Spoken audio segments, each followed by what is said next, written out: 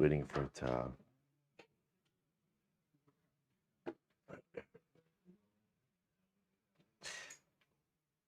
All right, I will say good morning. Let us begin. I want to begin by thanking our sponsors for this morning. Sure to thank Mrs. Bracha Strimber for dedicating all the Shir and Drushos this month in loving memory of her husband, Avi Strimber, Abraham, then Kálman, Eli'ezer, Halevi, Zichron Levracha. We hope that in the merit of our Talmud Torah, the Neshama will have an Aliyah and the family in Nechama.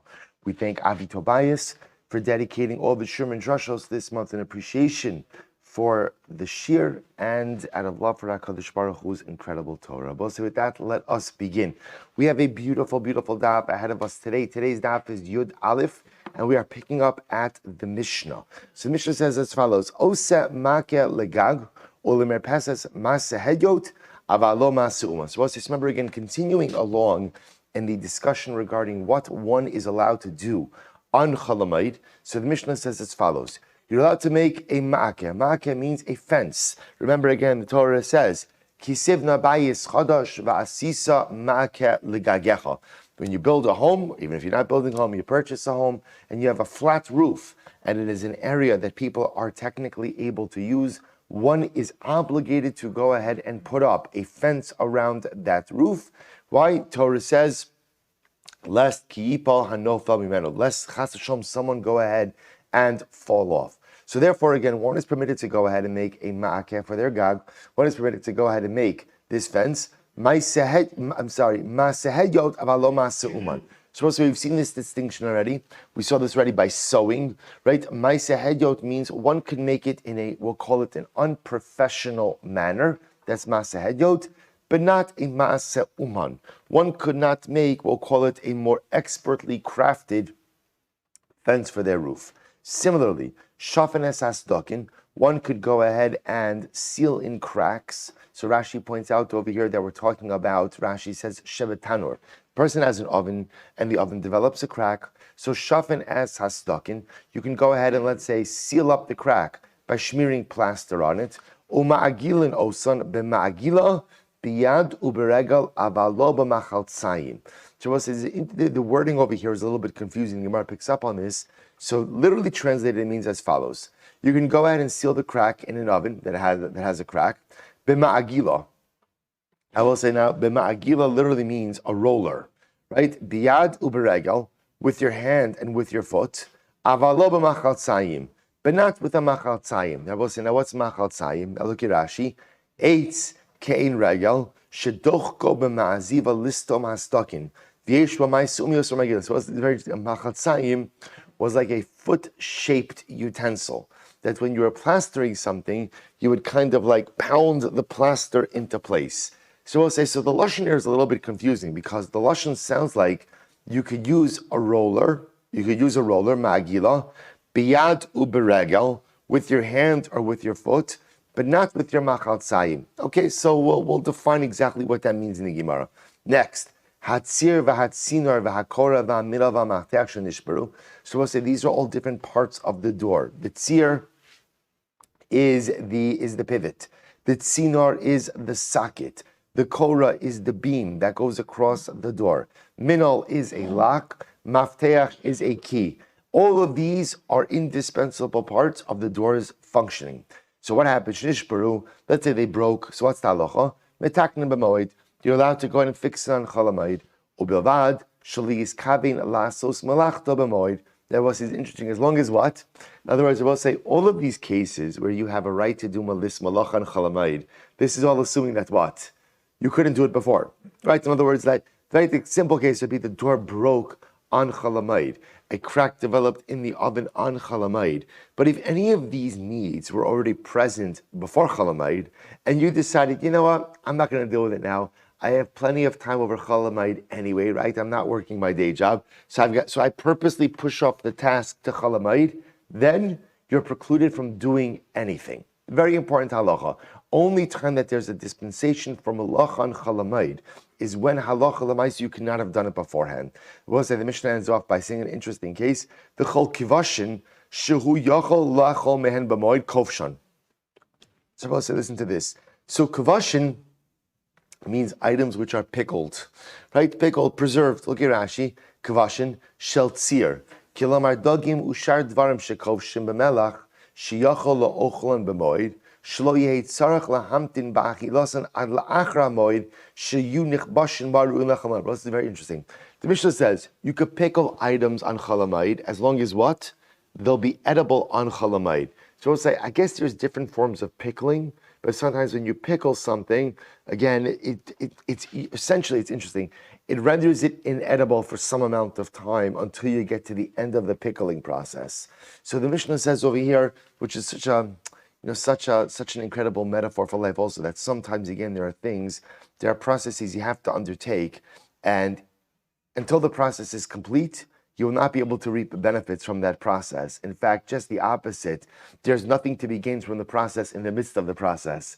The only gain is when you reach the finish line. So again, where do we learn this from? From pickling, right? So apparently, again, you pickle, the paradigmatic example the Mishnah is giving is fish. You pickle a fish. During the pickling process, the fish is inedible, right? So the Mishnah says you could pickle whatever you want on Chalamayid, as long as it's going to be edible at some point in time on Chalamayid. Because to pickle something on Chalamayid, when what? When it's not going to be edible until after Chalamayid, so then again, I haven't really accomplished. In other words, I've done malach on Chalamayid with no Chalamayid benefit. And that one is not permitted to do. I'm sorry?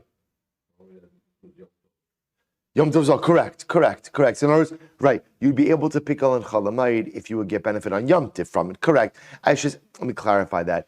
You could pickle on Chalamayid as long as you're going to get some benefit from that over the course of Yom Tov. We will say you cannot pickle on Yom Tov, right? Pickling on Yom Tov you can't do. There's a whole discussion that actually we'll see it's Gemara is going to get into, is because pickling resembles the tanning process.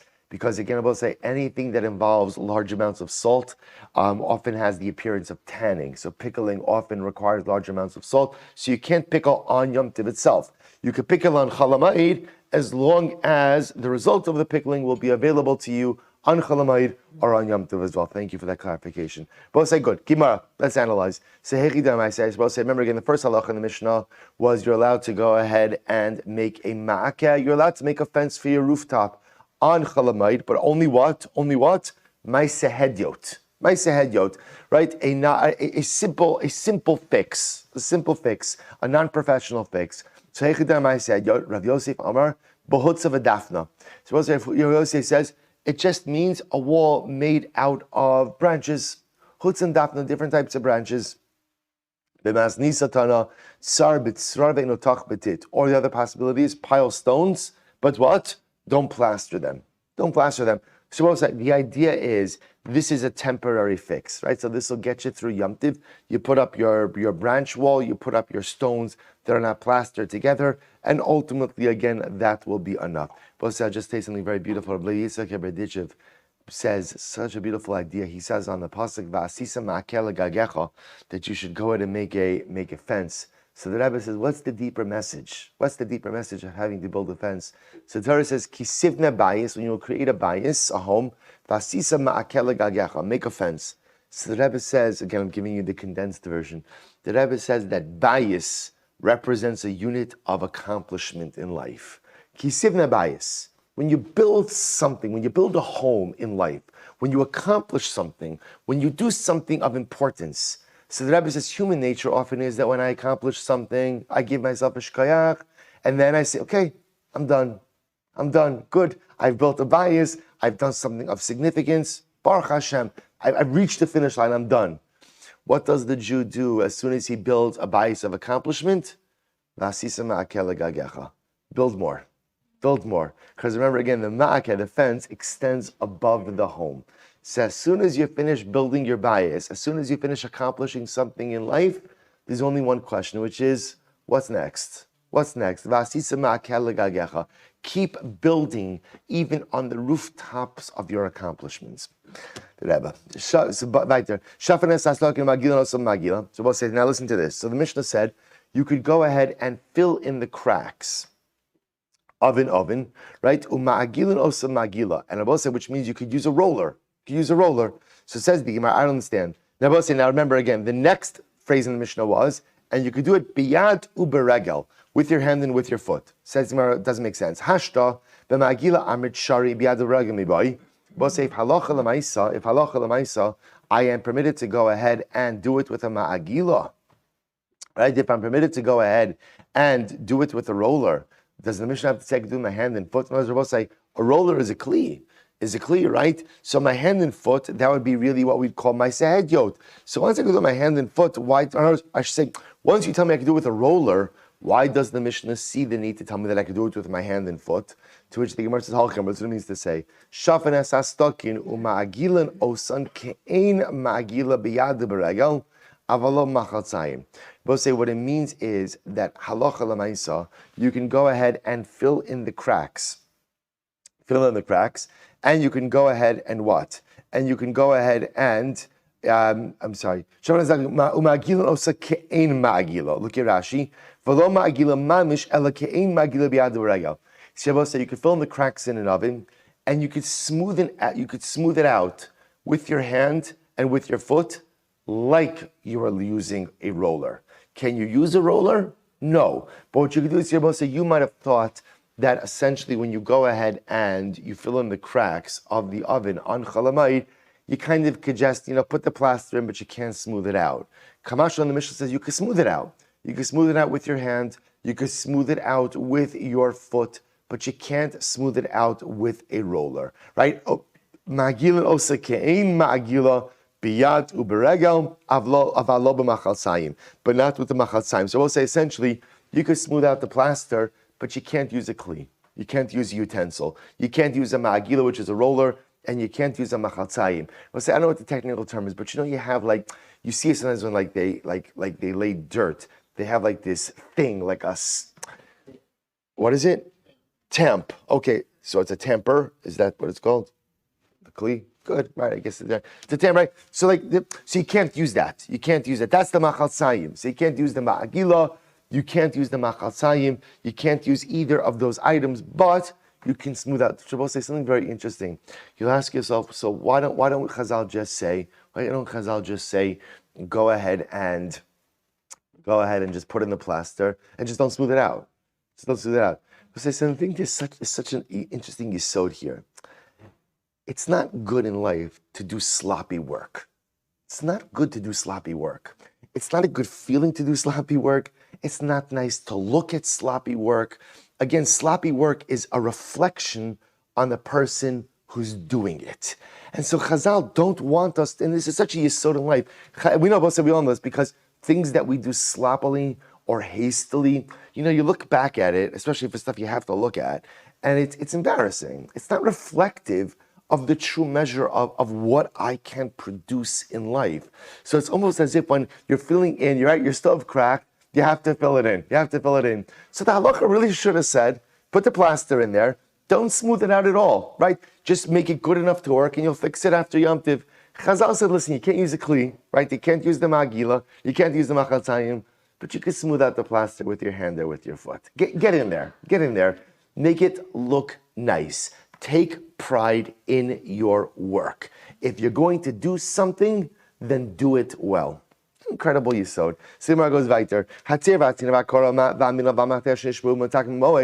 if any part of the door, right? So remember again, we've got the pivot, the socket, the board across the lintel, the lock, the key, anything that broke, you're allowed to go ahead and fix on Yom Tiv. Says the Gemara, or minhi ad yamav haya patish make b'Yerushalayim. Supposed to listen to this. The Gemara is over quoting the Mishnah by Yochanan Kohen Gadol. So we'll say Rashi actually quotes it. If you look at Rashi, Divrei Maskil ad Yamav, it's almost right across and about 10 lines down. Ad Yamav shal Yochanan Kohen Gadol haya patish make b'Yerushalayim b'cholo shamoed v'gazar alav ubitlo al ma'aser umasnisin katani umetaknin min al maftech. So also the Mishnah says that up until the days of Yochanan Kohen Gadol, they used to hear the hammer banging on Chalamayid in Yerushalayim. Yochanan Kohen Gadol came along and said, you can't use a hammer. You can't bang the hammer on Chalamayid. So the Gemara says, Ad Yamav in, Mikan ve'elach lo, Kasha. So we'll say, how does our Mishnah allow you to fix doors? Fixing doors by definition requires a hammer. The Mishnah seems to indicate you can no longer use a hammer on Chalamayid. So what's going on over here? To which the Gemara says, Kam b'denafchi, kam b'denagri. It depends what kind of hammer. Yochanan Kohen Gadol went ahead and prohibited the use of the blacksmith's hammer. Why, says Rashi? Because when a blacksmith uses a hammer, he's usually hitting a hammer against what? Against metal. And it makes a lot of noise. Makes a lot of noise. That's when Yochanan Kohen Gadol says, no, that's not the right atmosphere for Chol HaMoed. The Mishnah is talking about a carpenter's hammer, and a carpenter's hammer makes much less noise. To which the Gemara says, come on. Masken for Rav Chisda, Yomru kala rabba asar kala zuta shari. So now you're going to tell me, if the hammer makes a lot of noise, it's asar. If it makes a little bit of noise, it's mutter. Come on. And who's deciding what's a lot of noise, what's a little bit of noise? It doesn't make any sense. Rather, Rav Chisda lo kashya, habemagli, habechatzini. Ultimately, again, the Gemara says, here's the distinction. One is talking about the magli. Both say magli is a large saw versus a chatzini, which is an axe. So apparently, the use of a large saw, which is what you would use for door repair, doesn't make noise. It doesn't make noise. Versus an axe, which absolutely does make noise in the process of chopping. Amra Papa, Papa gives another answer, simpler answer. Kan kodem gzera kam la'achar gzera. Also, this is a much easier answer. Our Mishnah is reflective of the time before Yochanan Kohen Gadol's Gzeira. So our Mishnah indicates that you could use tools, right, hammers, to go ahead and fix the door. This is an earlier Mishnah. The later Mishnah, ultimately, again, of Yochanan Kohen Gadol, says that you cannot. Rav says, How Rabbi Yehuda, Rabbi Yossi. Two different opinions. Dam Rabbi Yitzchak bar Avdimi. So we'll say one opinion is Rabbi Yehuda and one opinion is Rabbi Yossi. Now listen to this. Dam Rabbi Yitzchak bar Avdimi. Man tana shinui b'moed b'davara avid. Right? We'll say, who is the opinion who says that even when you have a davara avid, even when you're going to have a loss, you have to perform the malacha with a shinui? The lo Rabbi Yossi.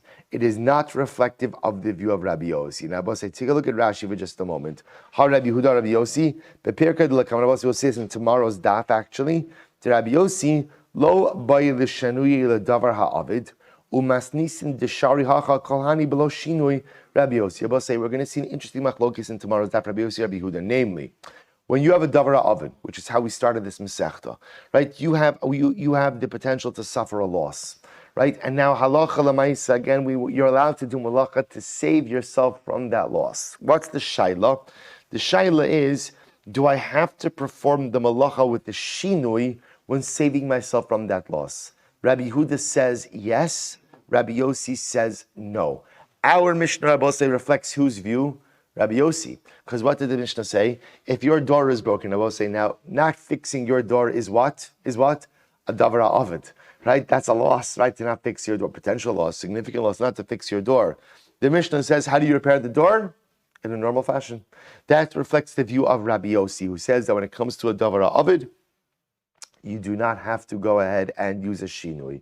So the Gemara says, Amravina keman madlina idna kabiyusa dedasha b'cholo demoda. According to whom, today, can we go ahead and fix a doorpost? Right? Little kabiyusa dedasha, kabiyusa dedasha.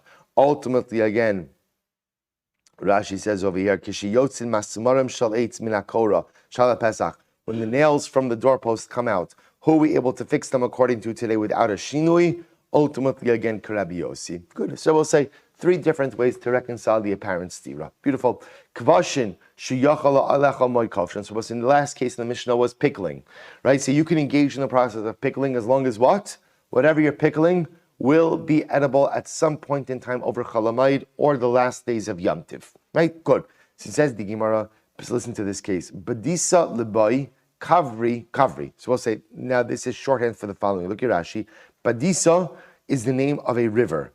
Levai is the name of a place. So the river Badisa in the city of Levai dried up.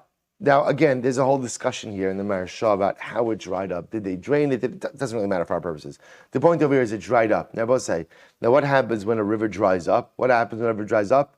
There's a whole bunch of available fish. So what happens? Kavri, there was a lot of fish. Azil kuli alma, sud. So everybody came to collect fish, right? Baruch Hashem, everybody came to collect fish. Aisu kavra. Right, they got the fish. Aisu kavra. Shabbos says, now here's the issue. Everybody has now got a lot of fish at home. So says the Gemara, Shar luhu rava lemimlach minayhu. So Rava allowed them to salt the fish. Now Rashi says, Lemimlach harbe, apa pish en yecholin la'achla b'moed, shar hayu meluchin harbe. Rava allowed them to salt the fish, but it's a heavy salting. Because obviously they bring home a lot of fish. That means what? They don't plan on eating it all now. When you plan on preserving something, especially again for a longer time, there's a lot of salt on it. And that fish is not going to be edible for some amount of time. So it seems to you that Rava allowed them to salt the fish, even though knowing that what? It's not going to be edible over Chol Hamoed or Yom Tiv. So Amar Abaye said, one second, v'hatnan, kivashin shuyachal lechem and Moed kovshan. So but Abaye said to Rava, but Rava, the Mishnah is saying only not to salt things on Chol Hamoed. If halacha l'maisa, again, it's going to be edible at some point in time over Chol Hamoed. Amar le kevan dimeikara adaita da'achila aisinu. So ultimately, here's what Rava's logic. You see, when everybody brought the fish home, we'll say, what was their intention? To eat it. That was the intention. And to eat it when? To eat it on Yom Tiv. Right now, Baruch Hashem, we don't have to cook for the rest of the Yom Tiv. We have to cook, but at least we have all the fish we need for the rest of Yom Tiv. Then what happened? They brought home the fish. People realized, wow, there's a lot more fish than what I need for Yom Tiv. The shavik lehu pasti. And if we just go ahead and don't do anything, they're going to suffer a loss. Keprakmatya ha'avid shtami v'shari. But listen to this. So Rava said, once everybody brought home the fish with the intention to eat it over Yom Tiv, they then realized that what? They had too much fish for Yom Tiv. So Rava says, if we don't allow them to salt it, then it becomes like what? A davra avid. It becomes like any other merchandise that which some person is going to suffer loss. And what have we learned already? That halacha l'maisa, one is permitted to do malacha for the sake of a davar ha'avid. Interesting. Amri, others say, shari luhu Rava, meitzad mezel, aisuye umimlach. We're both saying in a little bit of a different version. So the Gemara said, Rava gave them the head to shari luhu Rava, meitzad mezel, aisuye umimlach. Rava gave them the permission to go ahead and proactively get the fish and ultimately again bring it back and salt it. Now, both sides. Now, listen. In that case, see, in the first version of the story, the people, if you notice again, people went. They first got the fish, right? The lashon is over here. Azle kule almat sud aisu kavra. So they got the fish, right? They got the fish. They brought it home. Once they brought it home, Rava permitted them to salt it, right? So in that version, and Abaye says, but how could they do that? So Rava says it's a davra of it. In the second version, Rabbi said, this is very interesting. In the second version, Sharlu Rava Meitzad Meizai. Rava says, go out, get the fish, bring it home, and salt it. So in the second version, Rava is proactively telling them, get as much as you want, and you could salt it. I'm really at Baivhanan Kivashin. So we'll say, but once again, Abaye says, I don't say, Rabbi, how can you do that? This is even worse. You're allowing them to go get the fish, knowing that what? They're not going to eat it over Chol Hamoed or Yom Tiv, and you're allowing them to salt it. How are you allowed to do it? So Amar Lei, Hani Nami Misachli Agav Itzitza. Oh, they will say, watch this. Rabbi says, let me teach you a little trick. Even when you heavily salt fish, and it's not currently edible, if you squeeze the fish, essentially you squeeze the brine out of the fish, you could render it edible. So Rabbi say, even fish that's heavily salted, that is quote unquote like inedible as it is, can be rendered edible very easily just by squeezing out the pickling solution, by squeezing out the brine. Therefore, again, essentially what Rabbi is saying is, there's no such thing as an inedible fish. So Rabbi said the whole issue of going ahead and pickling is that you're rendering something inedible and unusable for the duration of Chol Hamoed and last day's Yom Tiv. To which Rava says to Abaye, nothing's inedible. It just has to be squeezed. And once you squeeze it, ultimately it's fine. So the Gemara both talks about this a little bit. Kiyad Shmuel, like Shmuel for example, of Dulei Shisin Itzitzi Va'achal. They brought Shmuel a fish that was pickled.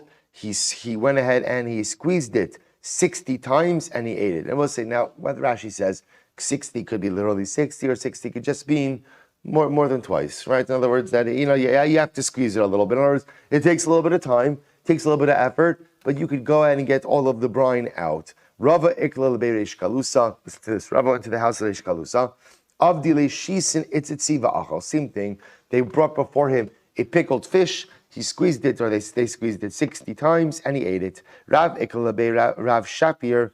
Rav went to the house of Rav Shapir. Aisu l'kamei, listen to this. Ho kavra. They brought him a fish. Let's listen to this fish. Tilsa bishula, 1/3 of the fish was cooked. Tilsa milcha, 1/3 of the fish was salted.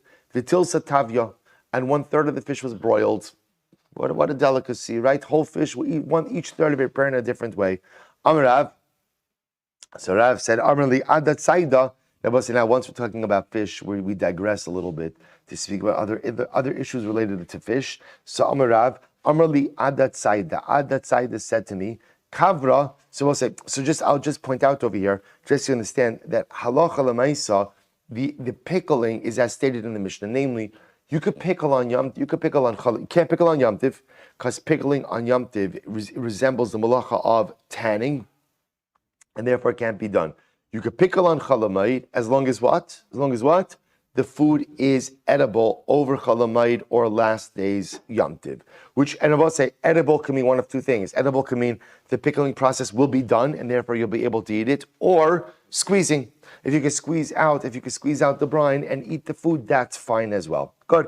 I will say some other culinary tips over here. Samar Rav Amrli Adat Taida. Kavra samuch lemisriche ma'alei. Fish is best right before it's about to spoil. Things have changed, right? Things have changed. That's clear. I'll say, but again, it is interesting. In other words, I'll say, you see, you could say something isn't true now, but it was true then. And it's just interesting. Whatever the mitzvah is, maybe it's a certain type of fish. Whatever it is, fish is good right before it goes bad.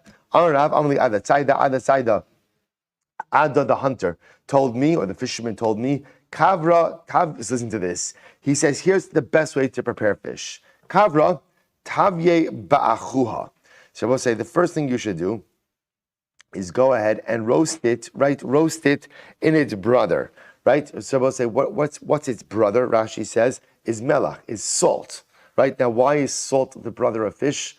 Because both of them are in the water together, right? So they're in the water. So, right, go ahead and roast it in its brother. Askuye ba'avuha, then put it in its father, right? After you go ahead and you roast it in its brother in salt, put it in its father. What's the father? The father is water, right? Put it in its father in water. Rashi says, La'achar shetzalchu nostam v'mayim tzonin. After you roast it, so roast the fish in its brother in salt, then put it in its father, which is cold water. Michle bibrei, go ahead and eat it with its son. Right now, we'll say, now what's its son? Rashi says, eat it in its own brine, in its own gravy. Right? Eat it in the gravy that comes out of it. So roast it in its brother's salt. After you roast it, dip it in its father cold water, and then when you eat it together with its son, with its own gravy. Okay? Ishti ale avua, and drink it with its father. In other words, drink this type of fish with water. With water. Vermavashi. Amar li adat saida. Ada the fisherman told me, Kavra tachli v'chalba.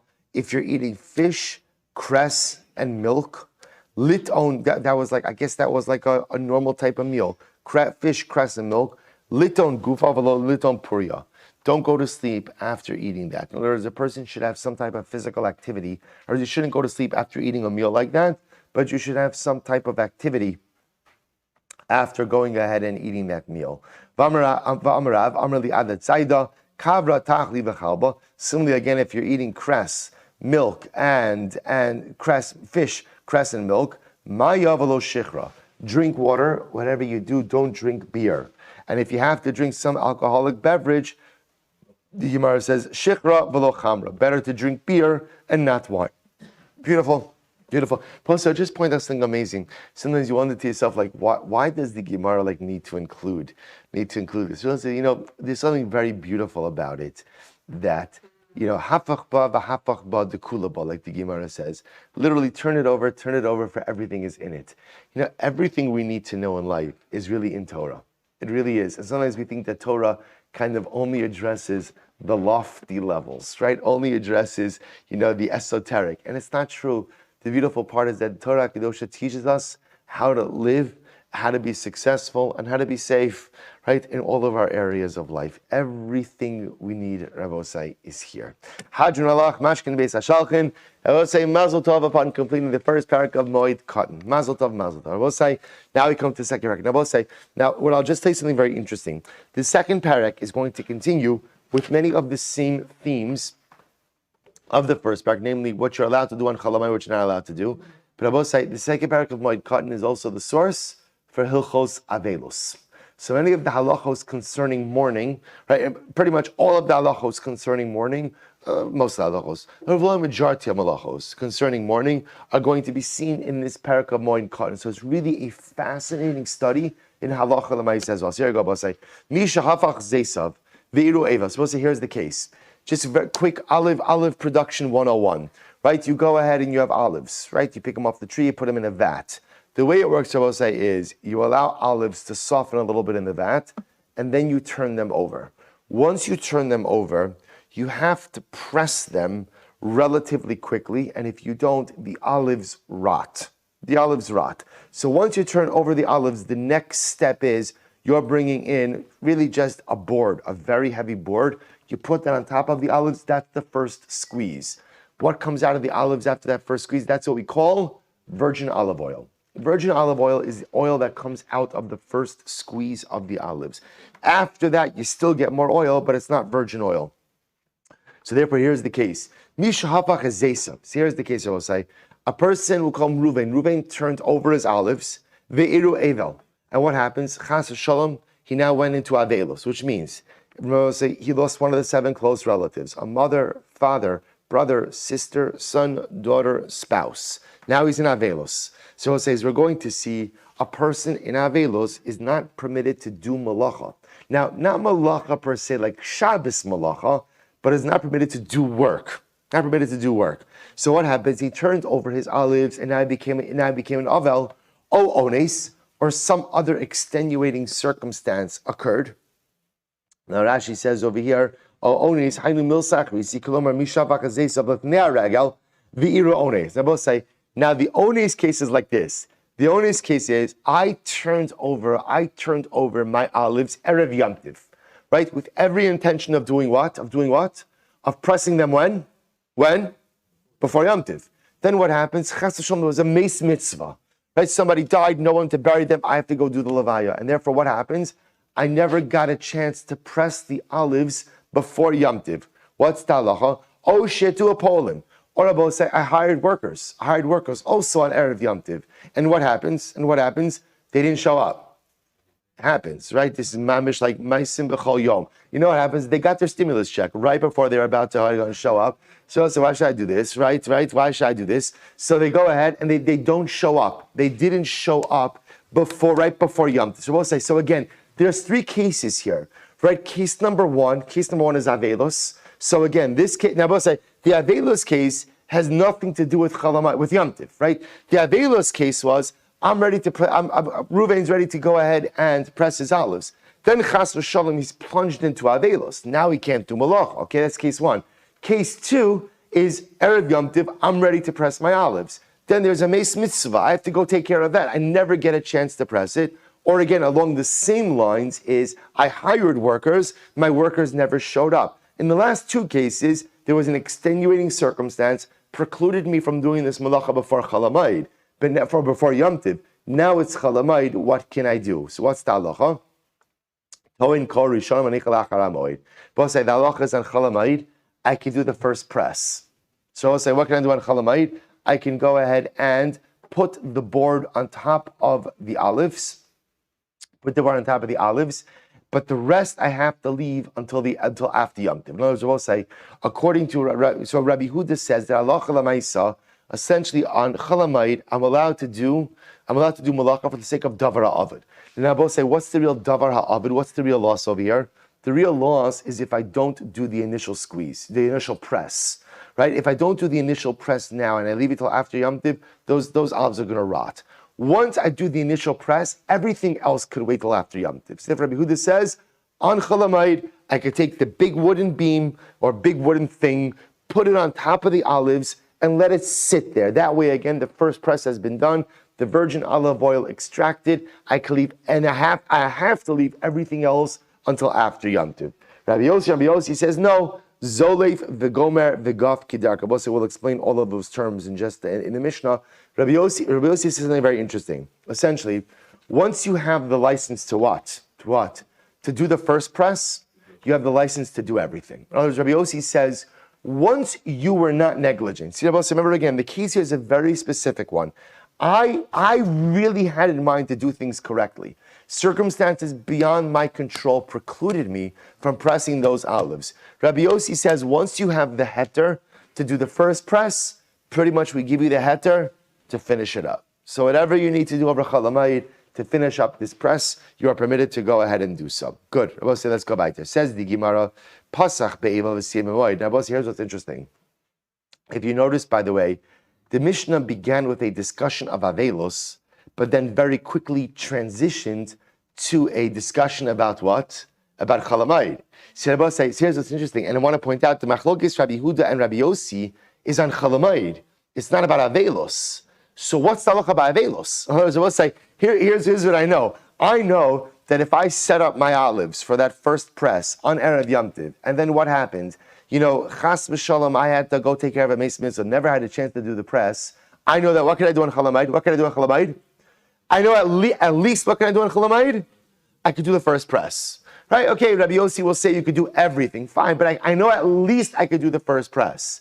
What I don't know is what could I do in Avelos. In other words, what happens, I will say, in case number one, Reuven is about to go ahead and press his olives. He then, chas v'shalom, becomes an Avel. An Avel is not allowed to do malacha. And I will say, now, we don't know why an Avel is not allowed to do malacha, but from the Mishnah it's clear that he can't. We'll learn why.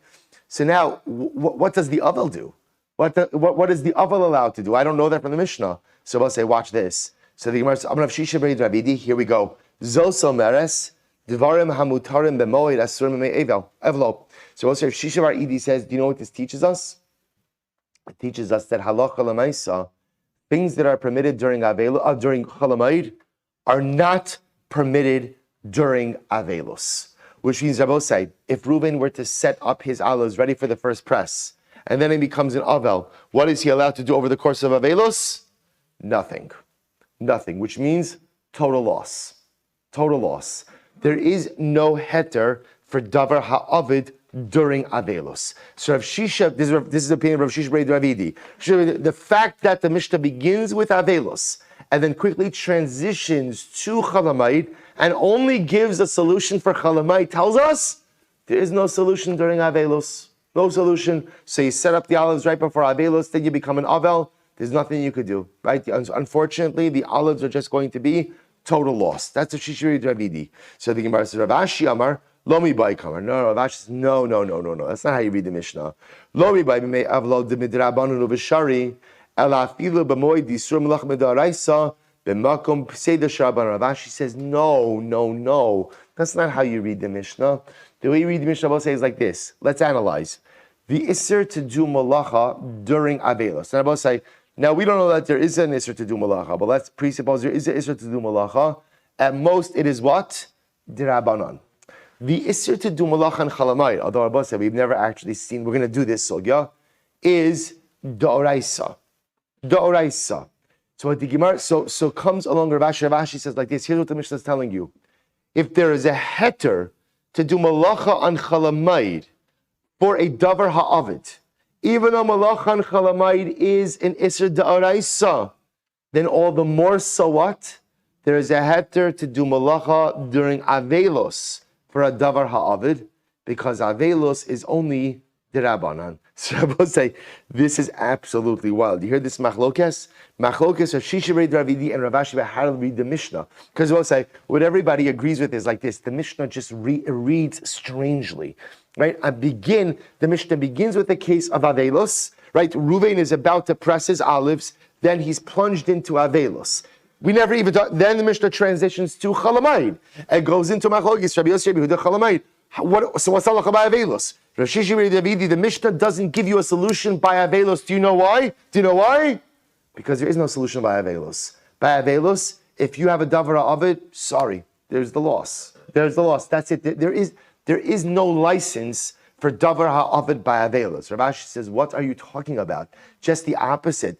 The Mishnah doesn't have to explicitly address avelos, because once the Mishnah tells me that there is a heter for davar ha'avid by chalamayid, and chalamayid is an isra malacha da'oraisa, but you can still do malacha v'tzorech davar ha'avid, then alachas kama v'kama, all the more so, you are permitted to go ahead and do malacha during avelos for a davar ha'avid, because that is only a dirabanan.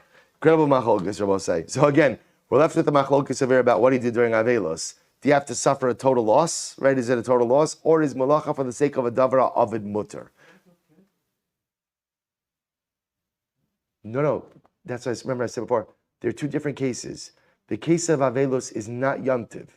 The case of avelos is its own case of avelos, right? So nothing to do with Yom Tiv. Reuven is minding his own business, right? Not Yom Tiv. He's doing his stuff, and then he becomes an avel. Nothing to do with Yom Tiv. Then second case is the case of Yom Tiv. I'm sorry, thank you. Let me clarify something for both sides. So remember again, the case of avelos is not the pshat that he became an avel, then it's Yom Tiv, now it's chalamayid. The case of avelos is nothing to do with Yom Tiv. Reuven turned over his olives, he's ready to press them. He becomes an avel on a random Tuesday. Yom Tiv is nowhere in sight. It's cheshvan. There's not a Yom Tiv for miles, right? So nothing going on over here. So now the shaila is during avelos, what could he do?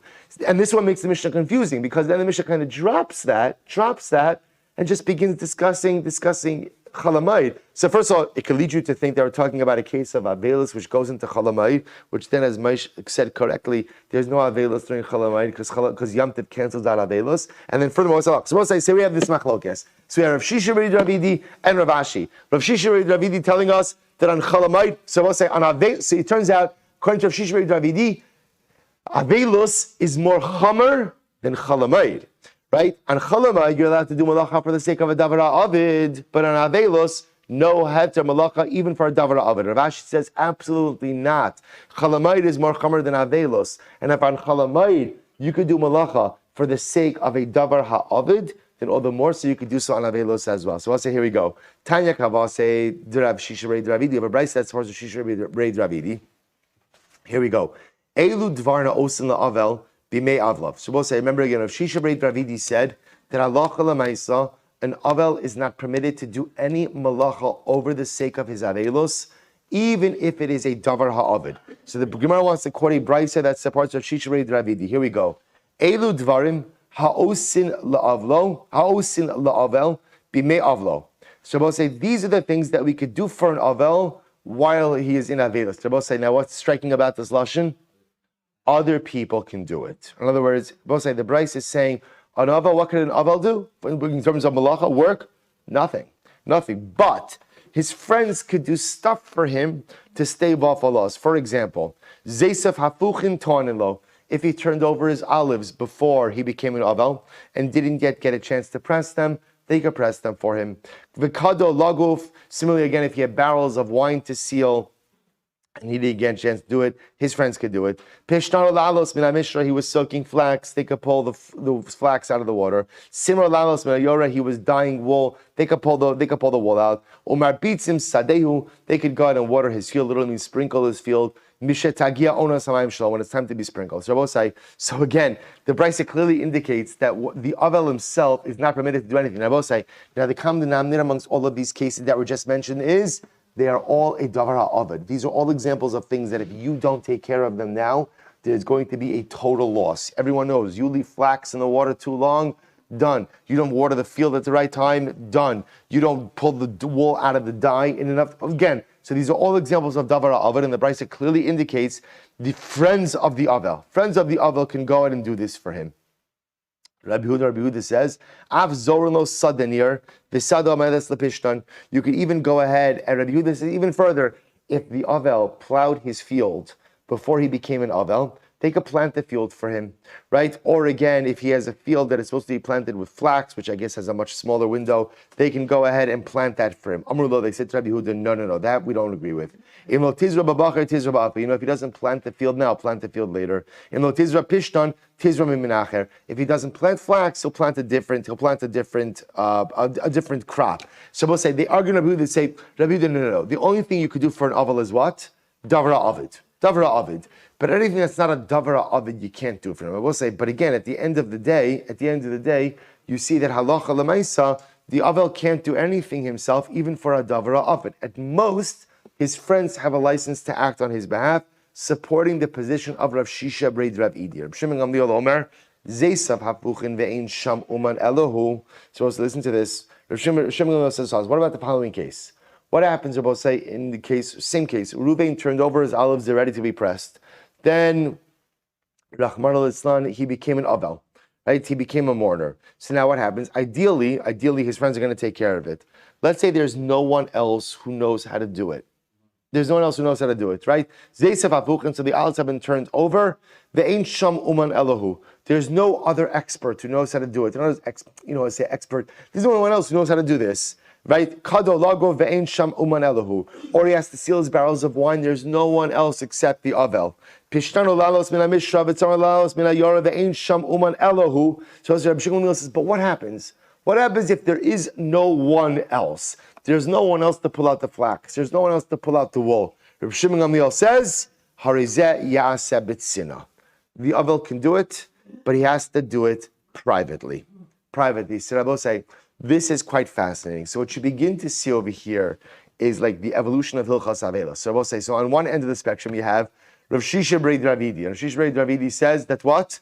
An Avel can't do any malacha during his Avelos, even for a Davra Avid.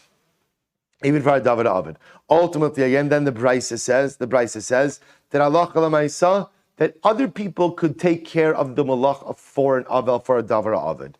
Then Rabbi Shimon Gamliel saying the truth is other people could do it. But if it's a total loss, a real significant loss, and there's no one else to take care of it besides the Avel can do it. But what? Rabbi say, but what? Bitsina. Bitsina means what? Privately. Rabbi say, we're going to see that in Hilchos Avelos, this is a very, very important halacha. Because the truth is, we paskin that, we'll discuss this halacha, but an Avel is not permitted to do work. It's very important. A person's chashem saying Shiva, you're not permitted to go ahead and run the affairs of your office or things like that. But what about things that have to get done? So first of all, again, it could have other people do it. This Betsina idea is very important because also there are circumstances where, let's say a person, a person's running a business and they're about to seal a deal, right? Close a deal that only they can handle. You could have a situation like this, right? Only I can do this. I've been negotiating. No one else knows the intricacies, don't know the parties. So I will say there are heterim over the course of Shiva to be able to take care of certain business needs under certain circumstances we'll discuss, but it's always bitsina. It always has to be done in a private fashion. We'll discuss these halachas. Yes, Ra'akain. Out of Shingul Miel, say second white line. Further, Shingul Miel said, Imhaya Uman L'Rabbin. Listen to this case. I will say, let's say you are a craftsman who provides a service for the rabbin, the sapar, or you're the barber, right? You are the barber. You're the town barber, or balan. You run the bathhouse, right? Vehigia eis haregel, ve'ein sham uman elohu. So I'll say, let's say again, you're the town barber, or you run the bathhouse, or you provide some other service that only you provide. And now Yom Tiv is coming, and the town needs you. Hareze yaseh. Then I will say, ultimately again, you're permitted to do the malacha. I will say, which is an incredible yisod, which teaches you what? The needs of the collective always outweigh the needs of the individual. We'll say this is an incredibly important yisod. What I need is important, but it's not as important as to what the collective needs. And I will say this is such an incredible yisod. It's very, I think, very countercultural, right? Because very often in today's society, the needs of the individual outweigh the collective, right? What I want, what I need is important, and even if it's not good for you, or inappropriate for you, or inconveniencing you, you have no right to tell me that my needs are not important. And that's ridiculous because, first of all, you can't run a functional society like that, as we're beginning to see. He'll say, but at the end of the day, individual needs are very important, but they're not as important as the collective, right? It's all about the klal. It's all about the rabbin. So it's incredible. Reuven, this guy, he's in Avelos. He's sitting Shiva. He's the only barber in town. What is he going to be doing during Shiva as Yom Tov approaches? He's giving haircuts. Why? Because the rabbin need you. The rabbim need you. And if the rabbim need you, then you have an absolute obligation to set aside your own needs and to be there for the rabbim. It's so incredible. So I'll say, the Gemara gives some more examples of this. Ha'arisin v'ha'chakirin v'ha'kablonin. So I will say, listen to this. If you look at Rashi, it's just interesting. Rashi will say in the wide lines of Rashi, 3 lines down. An aris, I'll say, we translate as a sharecropper. Sharecropper are mekable asodos l'shnayim l'shlish l'revia. So we'll say a sharecropper is a person who plows someone else's field and takes a percentage of the proceeds. Right? So if it's a good year, he'll make a lot of money. Not a good year, doesn't make a lot of money. Whatever the crop is, he takes a portion. Chakirim, Rashi says, shekiva l'shmir la'avdo l'sikum kach v'kach korin ani nosin l'chamimena. So I'll say, so chakirin is someone who also leases a field, right? We'll call her a lesser, right? Or right, who goes in and leases the field. He agrees to pay the owner a set amount, right? So he pays a set amount. So we'll say, as opposed to the sharecropper, who will take a portion of the crop as his proceeds. The chakirin, the chachir, he goes ahead and pays the owner a set amount. So whatever the yield of the field is, I'm going to pay you 5 kor. That's what I'm paying you for the year. Or kablonin. So we'll say a kablon ultimately again is shekiblu l'shomer l'zman ploni besikum kach v'kach binye. So we'll say a kablon on the other hand is not paying in produce. A kablon is paying a certain amount. Right, I'm paying you $500 a year for this. So we'll say, so these are all different types of arrangements for fields. So we'll say, now watch this. So we'll say, let's say again, one of these people, the sharecropper, the chachir, the kablon, becomes an avel. Who could work the field? Now they can't work the field themselves. What can they have done? They could have someone else work the field on their behalf. So we'll say it's very important. The isra malacha on an avel is only on him himself. But there's absolutely no problem having someone else run his business for him during the days of Avelos. Hachamarin, hagamolin, v'hasapanin, hare'elu lo yasu. So let's listen to this. So look at Rashi. Rashi says, over hagamolin hasapanim, hare'elu lo yasu. Rashi says, lo yaskiru lachatchila lefi shamalacha shalahemhu. So we'll say, these are people ultimately, again, who go ahead and they should not go ahead and rent out. Gamalin, Chamarin, Sapanin. So again, Chamarin are donkey owners. Gamalin are, donkey, camels, sailor ships. Hare'elu lo yasu. Vim hayu muchrachin o muskarin eitz lachirim. If their items, right, their donkeys, their camels, their boats, were leased out by to others, eitz lachirim, hare'elu yasu. So we'll say, interestingly enough, one is a case of leasing versus one is a case where they're leased out. So let's say, I leased out my donkey, my camel, my boat to someone else. If I don't show up for work, then what happens? They suffer a loss. So the idea is, if I'm going to be the one who suffers a loss, I have to deal with the loss. But I can't cause someone else to suffer a loss as a result, ultimately, again, of my not showing up for work. Look at Rashi. So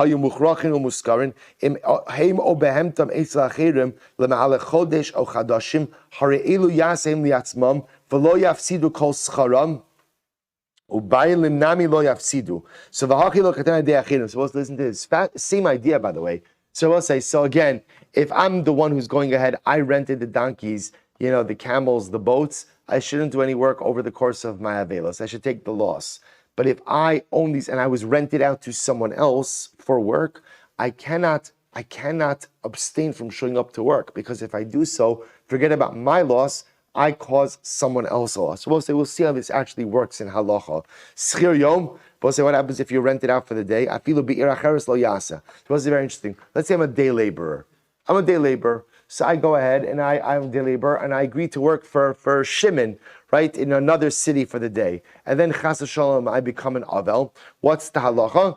I don't show up for work. Then I will say, now why is this? I'm not causing Shimon a loss. So I will say it's common for day laborers to cancel, right? It's common. So because it's common, everybody understands that particular risk. Look at Rashi. Schir yom echad afilu be'ir acheres ein yodin shu sham avel ve'ein yodin sham shu avel ve'leka mishum marasayin lo yasa hoil u'biad al-achzer. See, the says very interesting. Day laborers always have the right to renege on their employment. Why not? Because you will say, if you don't have the right to renege on your employment, you're not called a day laborer. What are you called?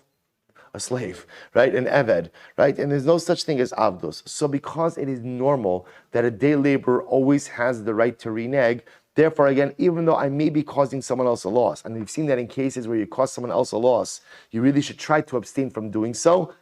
Normal, and it's built in that day laborer.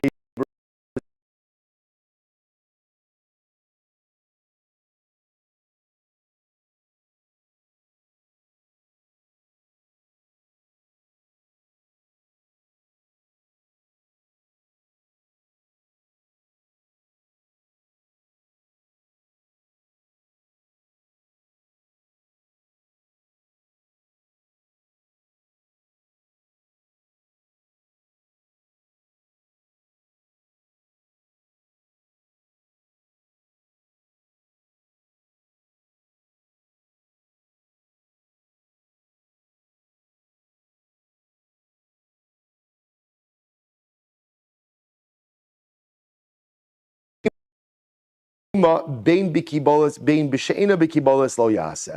we'll say what it means is like this. If I contracted to do work for someone, this is in metaltal, a movable property, and let's say the object is in my house, I'm working on it, whether I'm a kablon, which means like a contractor, or not a kablon, I should not do the work over the course of avelos. That's the idea.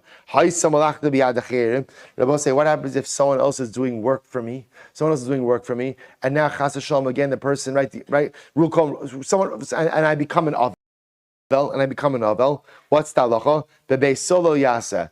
If the work is being done for me in my home, I should not have it done over the course of avelos.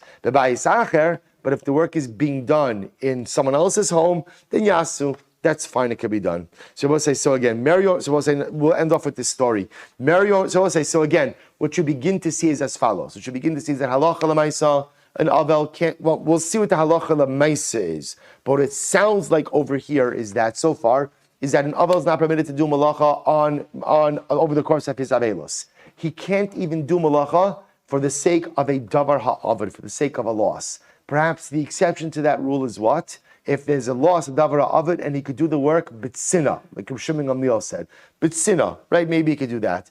We've also begun to see that halacha l'maisa, where the avel is doing work that impacts other people. Well, again, I should say differently. If the avel serves a need for the public, then ultimately, again, he could do the malacha, because again, the needs of the public outweigh the needs of the individual. If the avel is contracted to do work for someone else, and his failure to show up is going to go ahead and cost someone else a loss, he's permitted to do the malacha. If he's only, however, if he's contracted out as a schir yom, a day laborer, he's not permitted to do the malacha. He's obligated to cancel, even though that might cost someone a loss. Why? Because it's common for a schir yom, for day laborers, to renege. Good. So we'll say, now let's end off with this last story. So the Gemara says as follows. Furthermore, again, I'm sorry, one last piece. If there's someone doing work for you, can they continue during your avelos? If it's being done in your house, no. If it's being done in the worker's house, yes. Last case, with this we'll conclude. Marion, Berei de Ravin, Umar Berei de Rav Acha, Berei de Rava. So I'll say Marion, the son of Ravin, and Mar, the son of Rav Acha, the son of Rava.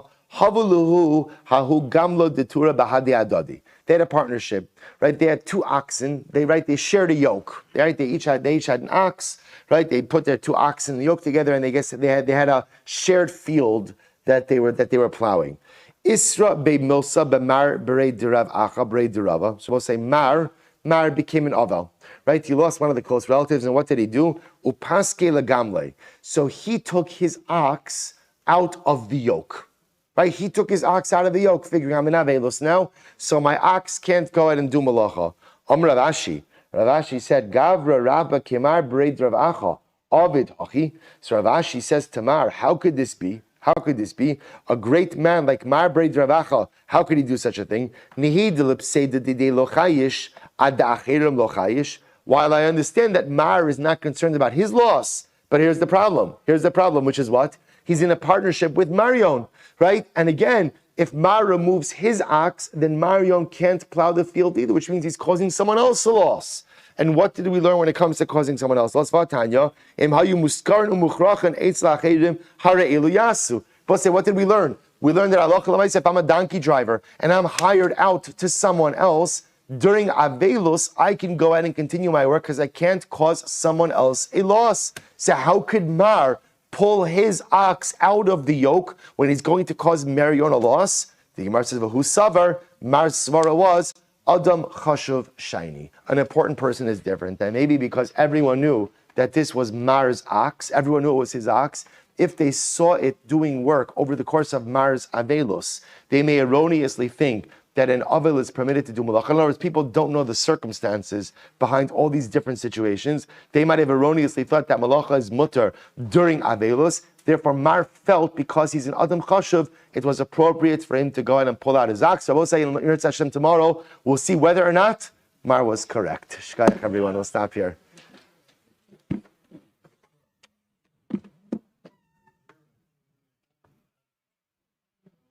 Cleared up something very interesting to me.